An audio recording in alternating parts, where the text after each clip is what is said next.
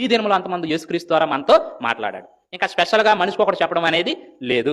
ఈ రోజు ఏం చేస్తారంటే నూతన సంవత్సరం వచ్చేసరికి చాలా మంది ఆ వాగ్దానం కార్డులు కొనుక్కొస్తారు.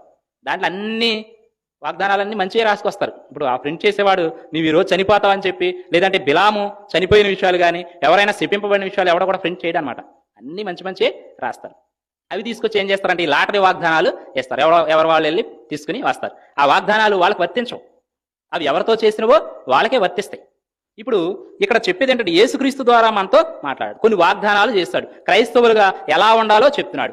ఉంటే ఏ వాగ్దానం అయితే ఆయన చేస్తాడో అవి స్వతంత్రించుకోవాలంటే ఏం చేయాలో కొన్ని దృష్టాంతాలు, కొన్ని ఉదాహరణలు అంతకు ముందు జరిగినవి కూడా బైబిల్లో రాయించాడు. ఈ రోజు మరలా లాటరీ వాగ్దానాలు ఇచ్చేవాళ్ళు చాలా మంది ఉన్నారు. ఈ నూతన సంవత్సరంలో ప్రతి వ్యక్తి వెళ్ళి ఆ నూతన సంవత్సరం లాటరీ వాగ్దానాలు తీసుకుంటారు. అవి వాళ్ళకి చెందవు.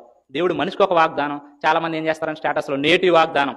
చాలా మంది బోధకులు ఈ మధ్య ఏం చేస్తున్నారంటే యూట్యూబ్లో నేటి వాగ్దానం అని చెప్పి నీతో మాట్లాడుతున్నారు దేవుడు అని చెప్పి వాళ్ళకు తోచిన ఎవరికి సంబంధించిన వీళ్ళకే చెప్తాడు. కానీ ఒక వ్యక్తి గ్రహించాల్సింది ఏంటంటే అసలు ఆ మాట్లాడుతున్నది ఎవరు, ఏ కాలంలో మాట్లాడుతున్నాడు, ఎవరితో మాట్లాడుతున్నాడు, అక్కడ జరుగుతున్న సందర్భం ఏంటో చదవాలి. అంతే తప్పితే మోషేతో మాట్లాడినేమో నీతో మాట్లాడినట్టు, అబ్రహాము చేసిన వాగ్దానం మనకు చేసినట్లు అవదు.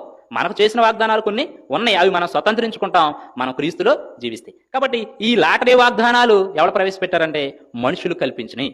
ఇవే క్రైస్తవ్యంలో ఉన్న తప్పుడు సిద్ధాంతాలు. ఈ లాటరీ వాగ్దానాల జోలికి క్రైస్తవులు పోవడానికి వీల్లేదు. అది వాక్యం ఒప్పుకోవట్లేదు.